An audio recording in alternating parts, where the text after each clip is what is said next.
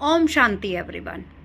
अक्सर लोग गंगा स्नान करते हैं और ये बोलते हैं कि गंगा में स्नान करने से हमारे सारे पाप मिट जाते हैं। लेकिन क्या ऐसा हो सकता है? अगर ऐसा होता तो इस दुनिया में कितना पाप हो रहा है, लेकिन फिर भी लोगों के जीवन में दुख है, तकलीफ है।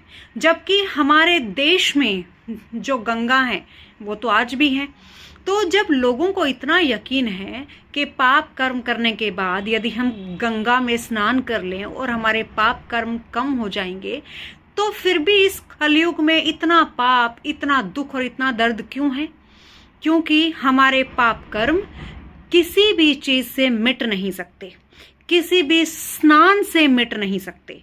हमारे पाप कर्म अगर मिट सकते हैं तो वो है हमारे अपनी सोच से, वो है ईश्वर के मार्गदर्शन पर चलने से, वो है शिव बाबा हमें जो रोज मुरली के माध्यम से ज्ञान देते हैं, उस ज्ञान मार्ग को सुनने, उसको आधार बनाने और अपने जीवन में उतार कर अपने जीवन को उस हिसाब से जीने से हमारे पाप कर्म मिट सकते हैं। यदि हम ये मान लें कि हमारे कर्म से किसी को दुख और तकलीफ नहीं होनी चाहिए, हमारे पाप कर्म मिट सकते हैं यदि हम यह मान लें कि हम जो कुछ करते हैं वो हमारे लिए सही है, लेकिन कोई दूसरा जो कुछ हमारे लिए या कोई दूसरा जो कुछ भी कर रहा है वो उसकी अपनी आत्मा के संस्कार हैं, वो उसके हिसाब से जो कुछ कर रहा है वो बिल्कुल ठीक है, और हम जो हमारे हिसाब से कर रहे हैं वो बिल्कुल ठीक है।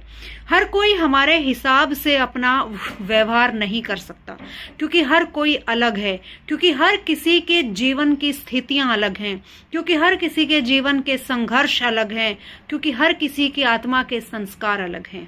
इसीलिए हमें सिर्फ अपने कर्मों पर ध्यान केंद्रित करना है, हमें सिर्फ अपने कर्मों पर कंट्रोल करना है।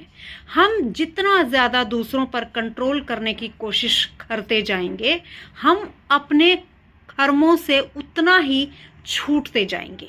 ये याद रखिए कि इस दुनिया में कोई किसी को कंट्रोल नहीं कर पाया और ना ही कोई किसी को कंट्रोल कर पाएगा।